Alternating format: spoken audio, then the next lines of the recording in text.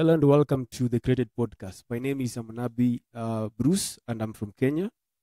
And we'll be interested today because I'm joined by one of the teams that actually developed the online platform that actually enriching African students in the field of computer science, in terms of cloud computing, data analysis, and and extra. And I'm having Marvin in the studio, and Marvin introduce himself and say what they normally offer, the services, and what kind of tuition fees they normally have. So Marvin, welcome to the studio.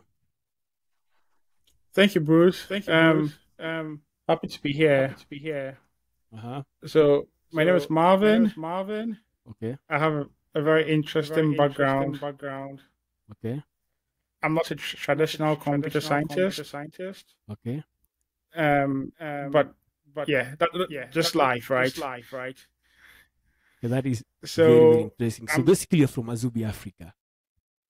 So you can yes, I'm introduce Marvin, data the science courses lead. you guys offer and the period of stay and the tuition fee so that the audience can really understand how they can now start the journey with Azubi Africa. Yeah. So I'm a data science lead at Azubi Africa. I lead the data products and the data products team, right? So we have offerings in cloud engineering. We have other offerings in front-end development and cloud and data analytics as well. Our tuition fees are very flexible. So we implement what we call the income share agreement, right? So we don't expect you to pay before you begin the course, Mm-hmm. but you join the course or the program, you go through the program with us, you get a job and pay a percentage of your salary at the Okay. at the end of the program. So our courses cost between 1,800 to 2,000 euro over the period of time, but you do not have to pay like now, right? So you in the course, you get a new job, then you pay a percentage of your salary Uh-huh. spread across 18 months. So that's basically how the payment goes. Okay, that is very interesting. And the offices, are they really centered in Ghana or basically in Africa? Your offices. Um, okay, so we are headquartered in Ghana, but Mhm. we have offices in Kenya as well, and we work closely with partners in Rwanda and Senegal. Okay, that is very interesting. I think many people now, after watching this particular section, will actually go visit them and actually even enroll into the program. So basically, we have seen the online learning. It was a result of COVID-19 majorly, because when I remember when I was in the university, that was on my third year. That is in KC University. I remember we had to go back home and start using the gadget, the online, the Zoom learning. So in terms of infrastructure, this is Africa. There is a limitation of it. So how are you as Zubi Africa in line in a way that the people joining your platform, they will be having an accommodation of the gadget and enabling them to learn without any interruption? What what is your take basically on this? Good question. These online learning comes with challenges, right? And we know that. Like, however, we encourage people to one, you have to have a laptop or have to have some infrastructure on your own. We do not support you to get an infrastructure. We can work with partners to help you do that, but we do not provide infrastructure to our learners. Um, the next thing is that we encourage you to have good internet access. But the best thing about our programs is that even though they are live cohort-based programs, we record the sessions so that you can watch them back if you miss a class. And also, we have like our own online learning platform where we have our creator content there you could follow as well. So Okay. it is a mixture of self-study material created by Azubi Africa and also live classes recorded and shared. So that's how we circumvent the issues. Yeah. And that is really interesting. Having an online material whereby people can go back and refer to, it's one of the major ways of actually enabling them to surpass even their target in learning. So that is very interesting. So basically, in terms of coding challenges, how now do you prepare your student data science particular field to be able to prepare to these technical challenges rather than just being having the thesis in their mind, but when they go to the field, they'll become now practical. How do you normally prepare them in terms of technical and non-technical coding scenarios? Interesting question. The only way to prepare learners for technical sessions is through actively inculcating these sessions in the program. So throughout the program from week 1 till the end of the program, we focus on projects. And that's the best way to prepare you for any of these technical sessions. So we encourage people to code, work on projects, not just come to class. And our program is designed to that at the end of each week, you have 2 projects at least you can work on and show an employer for the entire period of the program. So we that's what we do. It's just projects, and a portfolio of what you can show. Yeah. Okay. Adding on to that, basically, the question is, because we've been seeing company, let's say like Google, for example, they've been having this convention whereby they bring multiple people together, do a group work together, and then actually showcase their particular work, and then they can be awarded, let's say, a certification, or they can give an award. In line to Azubi Africa, does this still happen, or does it happen, apart from just being given a project and then submit? Hey, can you repeat the last part of your question?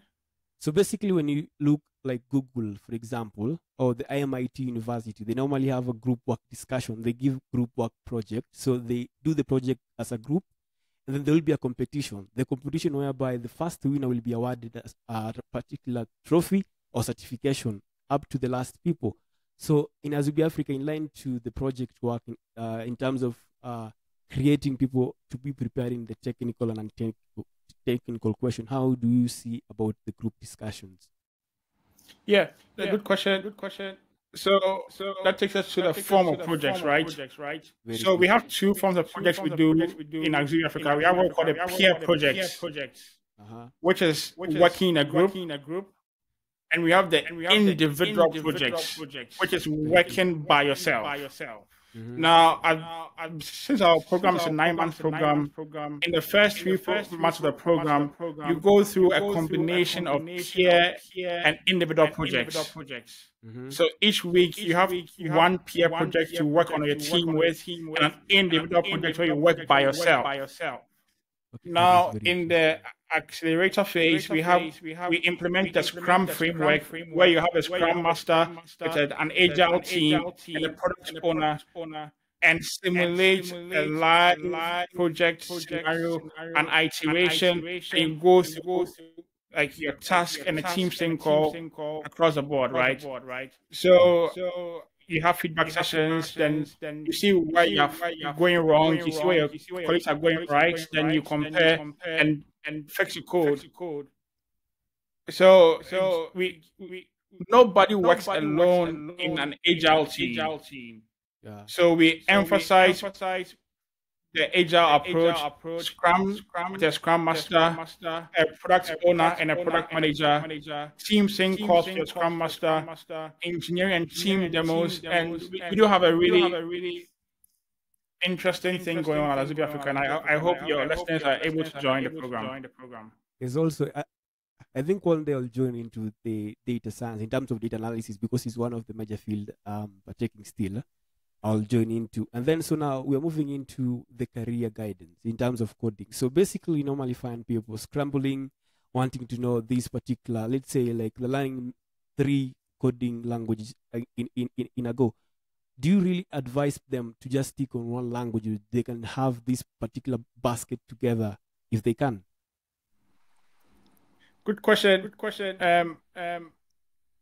Our programs are geared towards getting learners into jobs. So we look at the jobs and the job requirements, and then build backwards from there. So if you look at a typical data professional job, whether it's an analyst job, a scientist job, an engineer job, the typical coding language you see there is Python.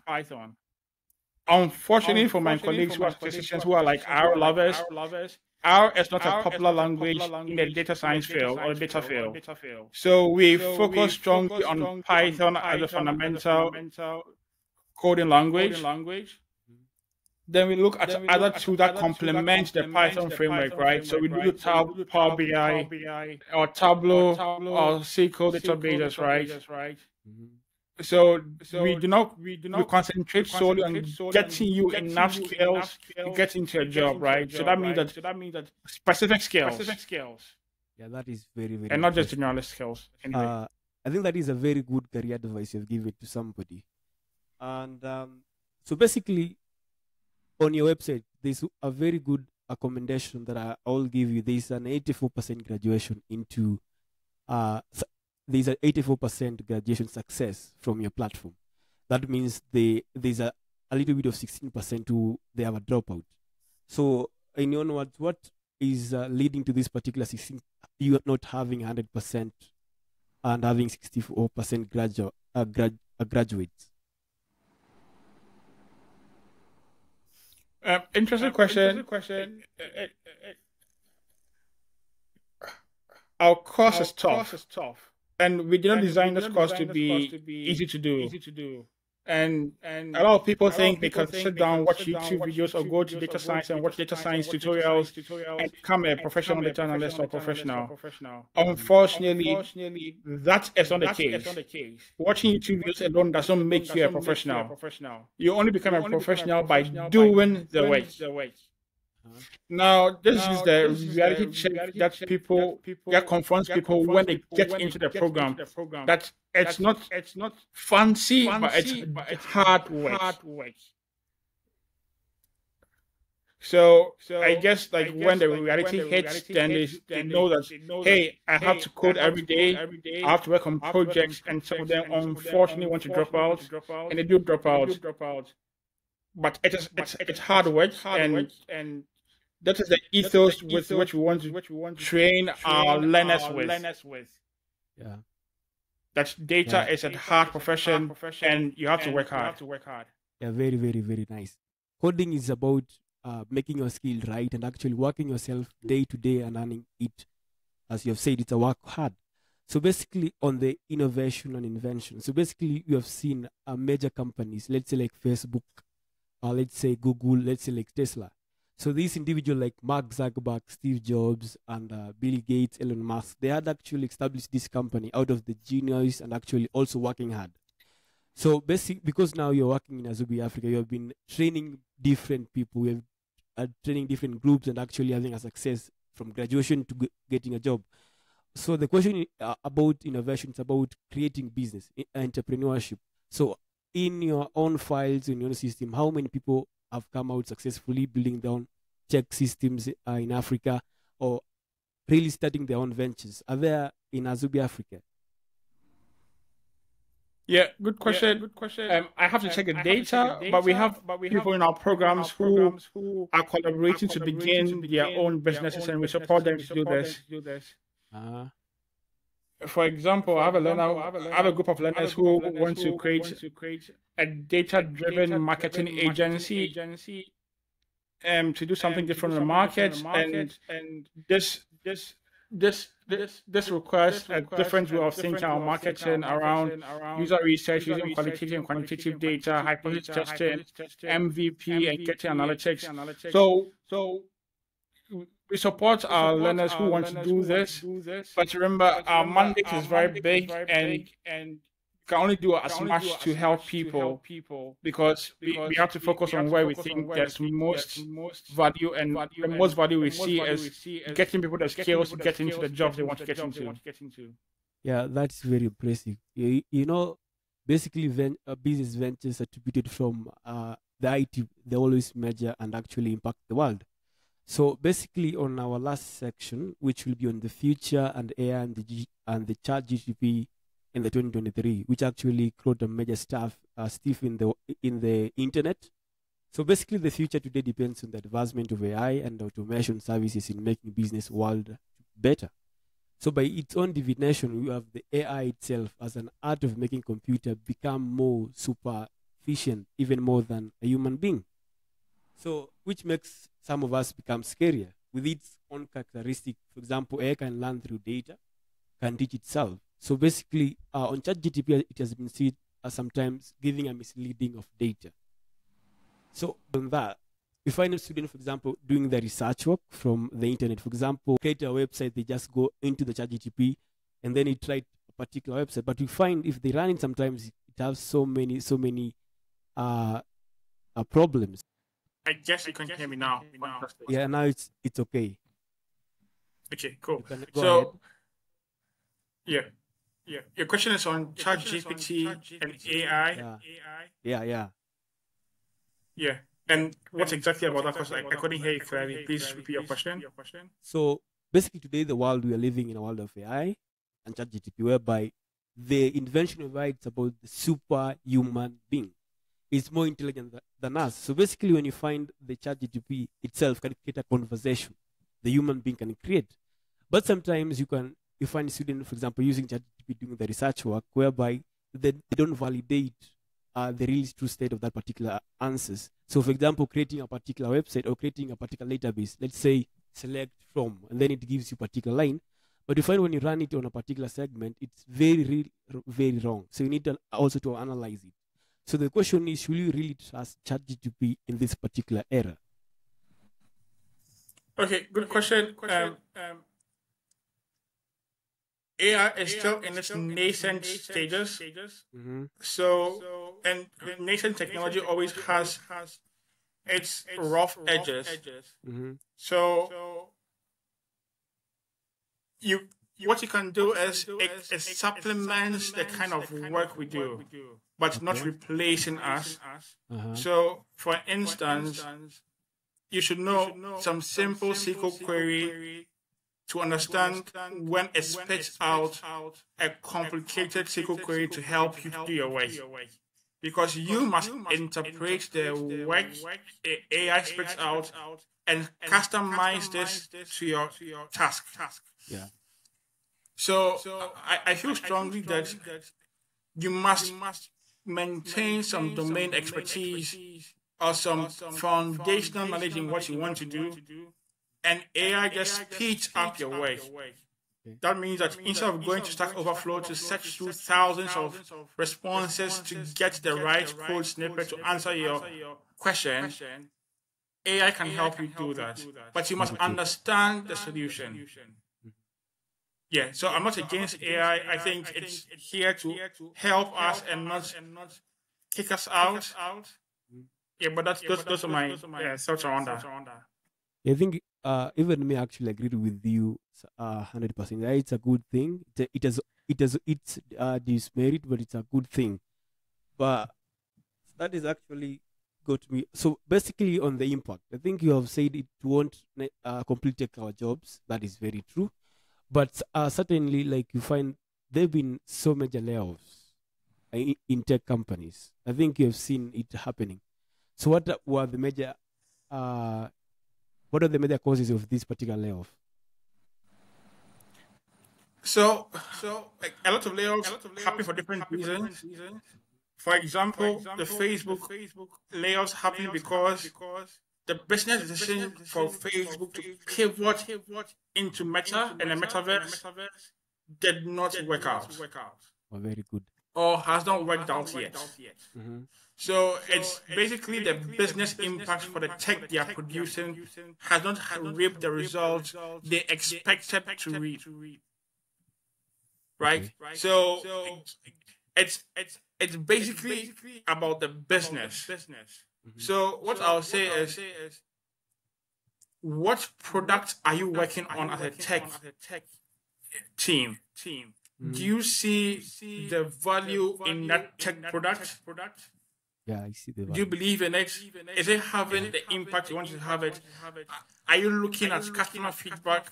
Are you looking at the cycle between the customer and the product and the feedback around the product vision? Mm-hmm. if you are and you pick up signal that this might not be working well, as a tech person, can I pivot into something that is more interesting? So I look at this as a purely business decision, and the fact that a lot of products that were being churned were churned on unrealistic expectations, and the market did not respond as well as the tech companies expected. Okay. So I that's my mindset around this, and not necessarily because AI is replacing the code people write in a metaverse. Okay, I So understand that's about it. Yeah. Okay, and actually, this actually marks the end of the session. So you can just say two words to the Azubi fans who will be watching this segment after I've uploaded it on YouTube, on the Twitter, on the Instagram. What is your last words to the future tech people? Fantastic. So I would like to encourage everyone to check out our website on azubiafrica.com. I will say, like, check out our programs. We have a pretty cool buffet of programs we offer.